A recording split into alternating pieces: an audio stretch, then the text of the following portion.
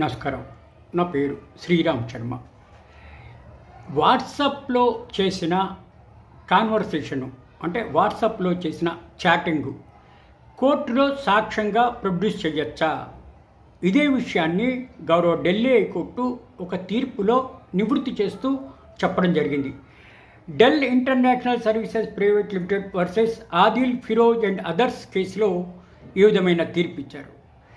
District consumer commission ఢిల్లీలో WhatsApp conversation పెడితే అది రిఫ్యూజ్ చేస్తే ఇది యాక్సెప్ట్ చేయడానికి వీల్లేదని హైకోర్టు ఢిల్లీలో ఛాలెంజ్ చేశారు.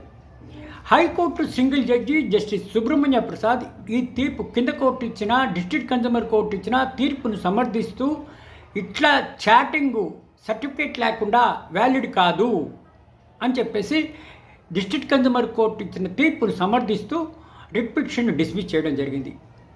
ఈ తీర్పు ద్వారా మనకి తెలిసేది ఏంటి?